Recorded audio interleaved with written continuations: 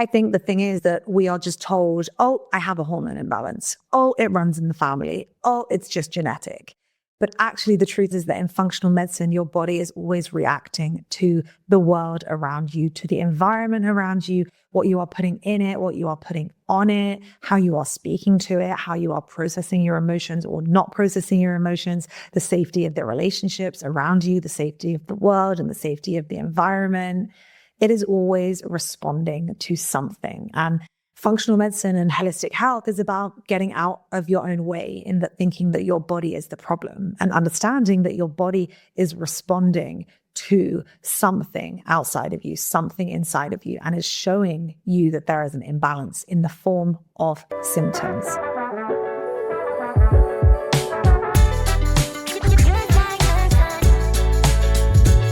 Welcome to Healing Honeys, the podcast for girls with big dreams trying to balance it all. I'm Louise Rumball, serial entrepreneur, type A overachiever, healing girly, and holistic wellness coach who also once got called the Jesus of modern dating. But let's get one thing straight. My healing era has never been calm. I'm talking savage dating stories, 20 cigarettes a day, daddy issues, an anxious attachment style, and an autoimmune disorder too.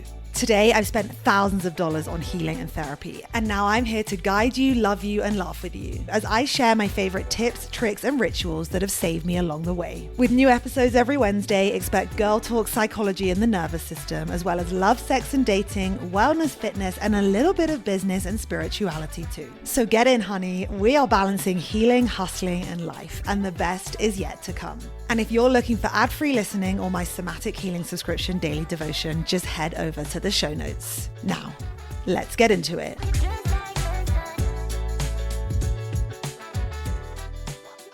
Hi, my angels, or welcome back to another episode of Healing Honeys. I'm so happy that you have decided to tune in today.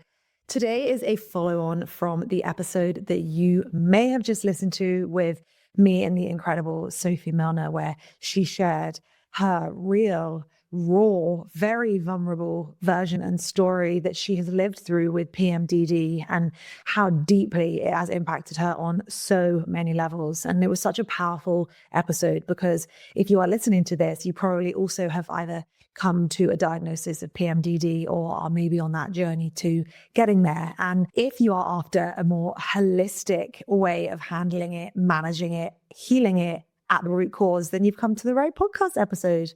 I am a holistic wellness coach, an integrative health practitioner. And so the root cause of what is actually going on underneath everything that our body is communicating to us through its symptoms, through whatever it is that is going on within and outside of us, we believe that there is an explanation at the root. So I wanted to give you a hot 30 overview of PMDD from a functional medicine perspective, from a holistic wellness perspective, as well as lots of tips and tricks along the way. Now, as ever, this is not my area of expertise. I have done a huge amount of research into this as a result of the Sophie episode. But if you can, I would always seek to work with a one-on-one functional medicine practitioner who can make sure that this is tailored to you and is correct for you. But there are lots of things we are going to run through today that might just give you an insight into areas that your doctor may not have brought up and might not even be considered in the traditional medicine repertoire of medical services. So I think to begin with, what's really important to understand is that PMDD is actually driven by an imbalance in our hormones, and it is the estrogen and progesterone during the luteal phase of our menstrual cycle that drives PMDD.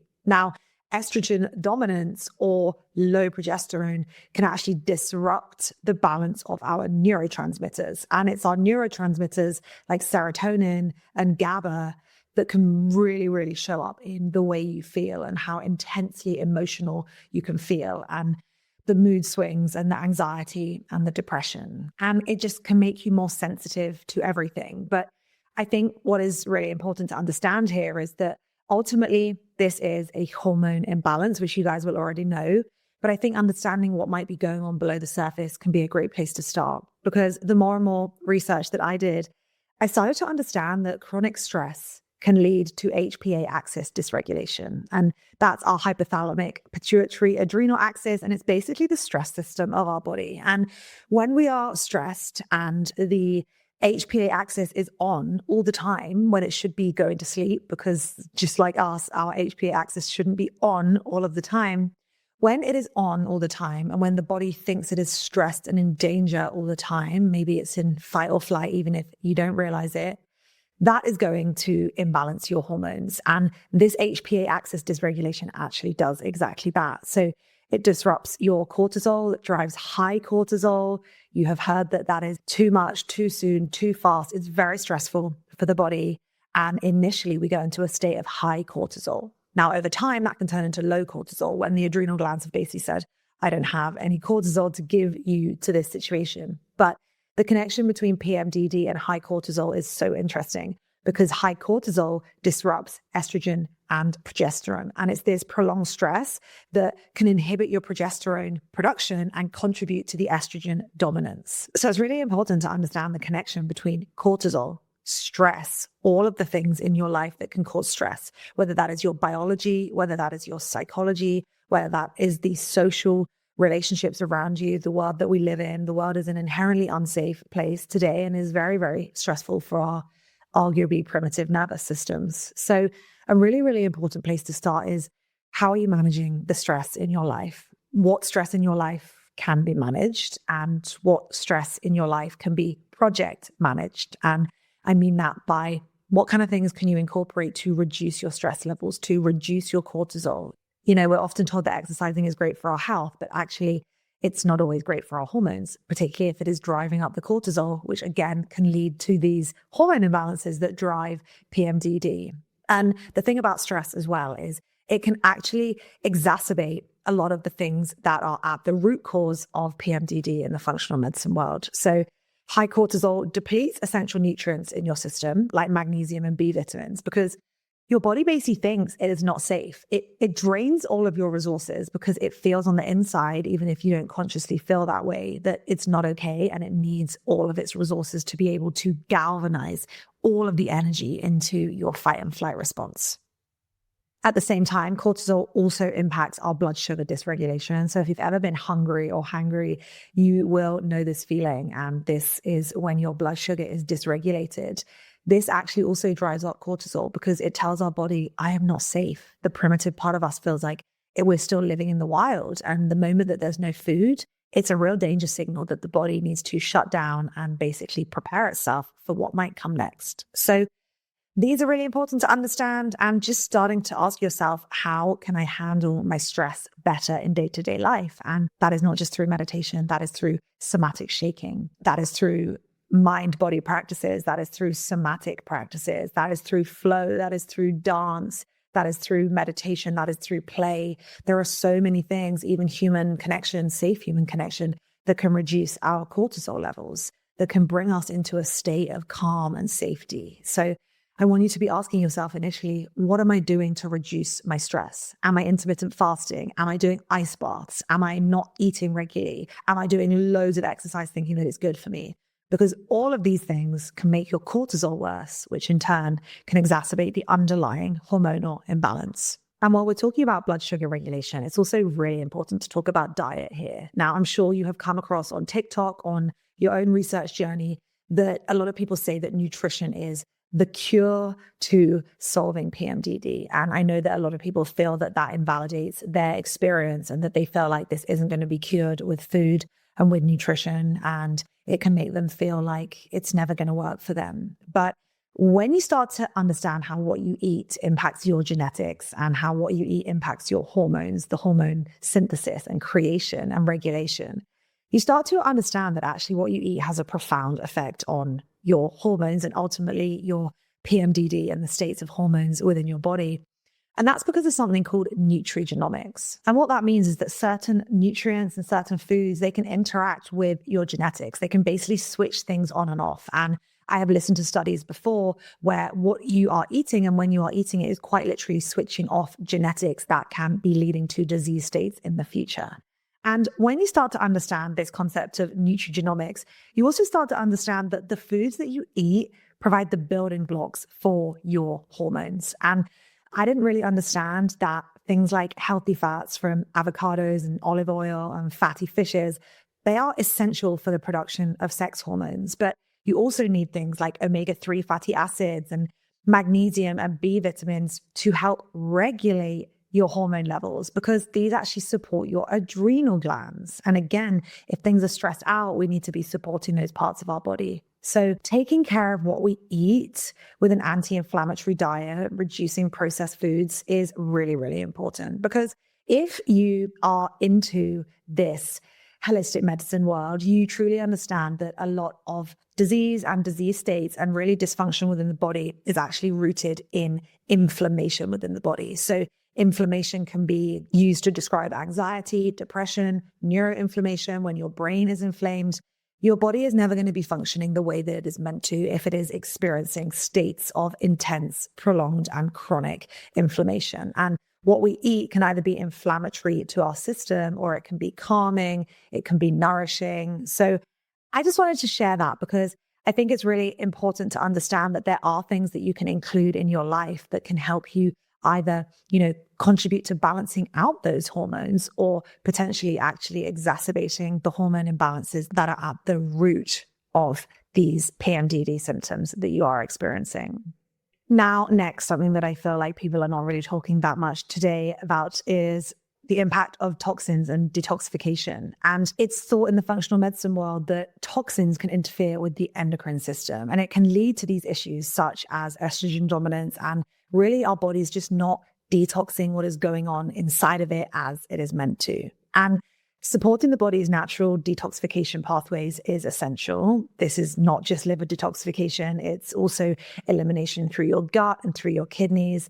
And it's really important as well to understand and ask yourself, what toxins are you putting into your body? So what kind of personal health care and cosmetics are you using? A lot of those, if you use an app like Think Dirty, can show you which have, dangerous levels of toxins that might have an impact on your system.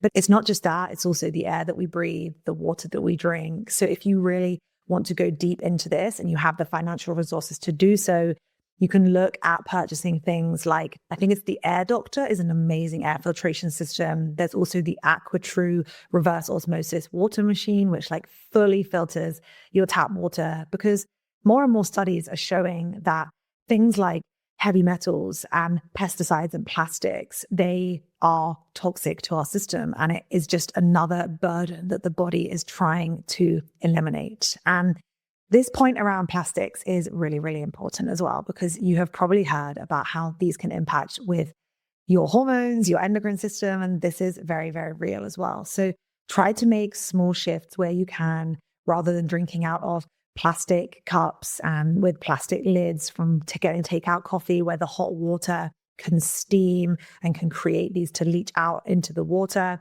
You can also look at, using alternative drinkware. Same thing with air fryers. Look into non-toxic versions of these if you are looking to really, really get to the root of it.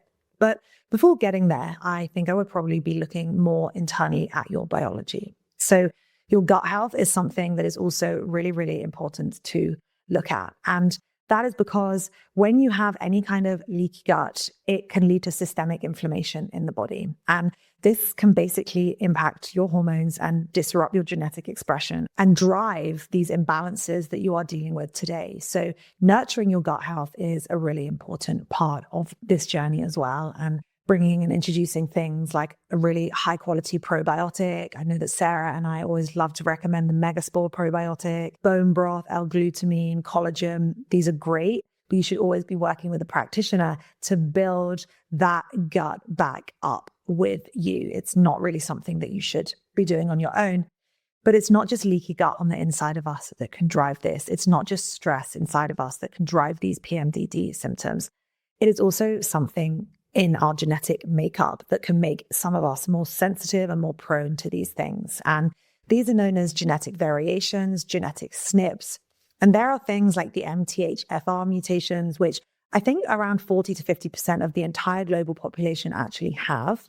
But these can impact how your body functions. And the way that I always like to describe this is, if you imagine petrol or gas, when you go to the gas station, you don't just buy it in the crude form that it has come out of the earth. It has been refined, it has been processed, it has been essentially broken down into a process that you can put inside of your car.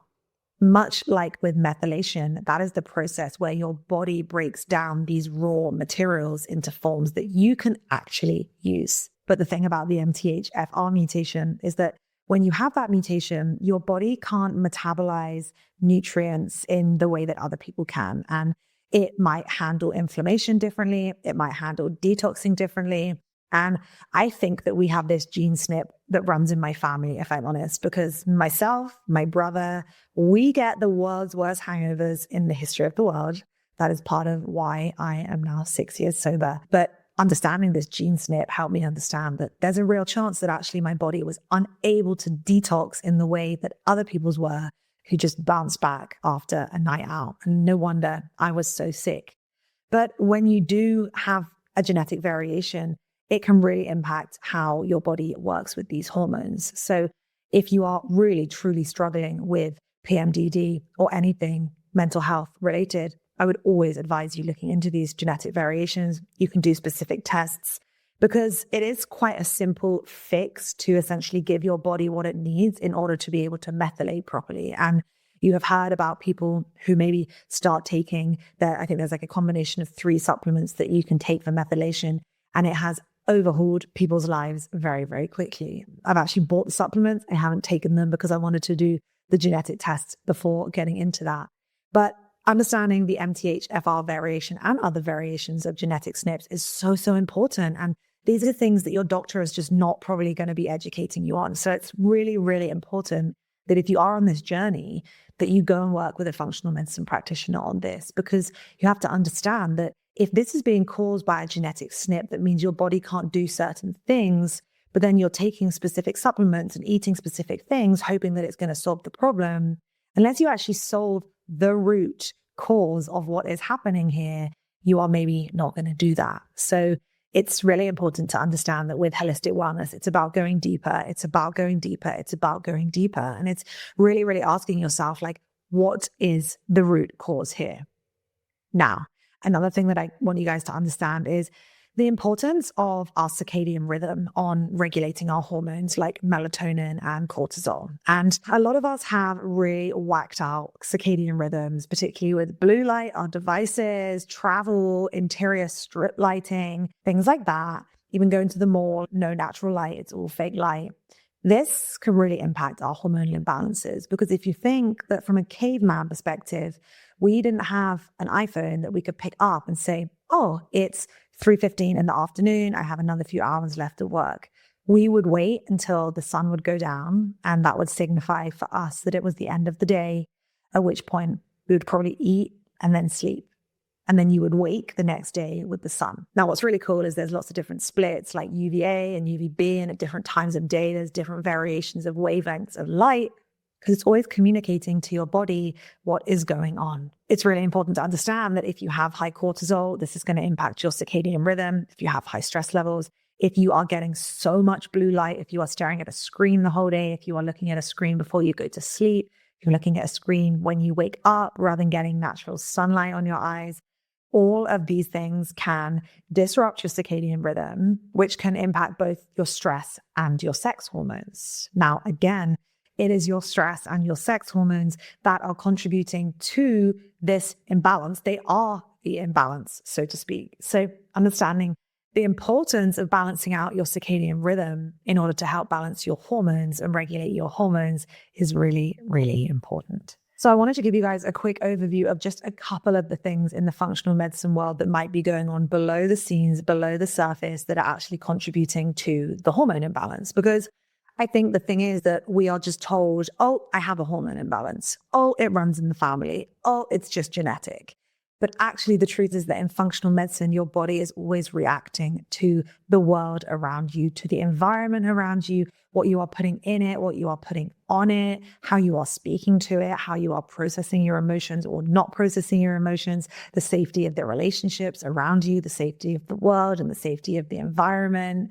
It is always responding to something. And functional medicine and holistic health is about getting out of your own way, in that thinking that your body is the problem, and understanding that your body is responding to something outside of you, something inside of you, and is showing you that there is an imbalance in the form of symptoms. So it's not necessarily lucky that some people have easy, regular, pain-free cycles. It's actually that for them, their hormones are balanced. So I believe that real healing starts when you understand that there is a root cause to everything. And that root cause is not that it's genetic. That root cause is not that it runs in the family. And that root cause is not that you were born with it.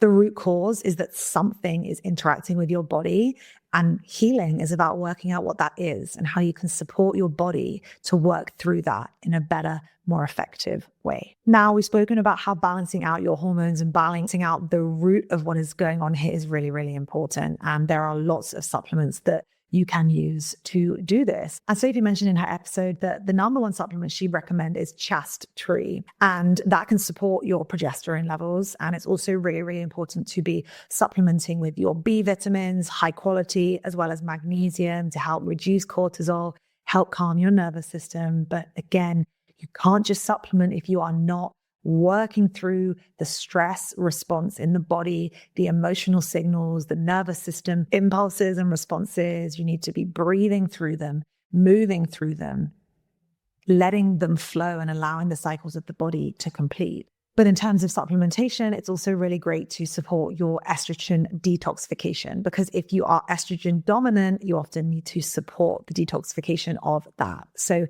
one thing that I know Sarah loves is the carrot salad that everyone is doing to help balance their hormones, and also incorporating calcium into that as well. Adaptogens like ashwagandha and rhodiola can be helpful too in order to help reduce your cortisol. But again, ashwagandha cannot be good if you have an underlying thyroid imbalance. So this is why you should not be supplementing on your own, buying stuff you see on TikTok. It is really, really important to work with a one-to-one health practitioner. Now, in terms of gut health, we've already spoken about that. Fiber, fermented foods, anti-inflammatory foods, your leafy greens, your berries, your oily fishes, and things like that.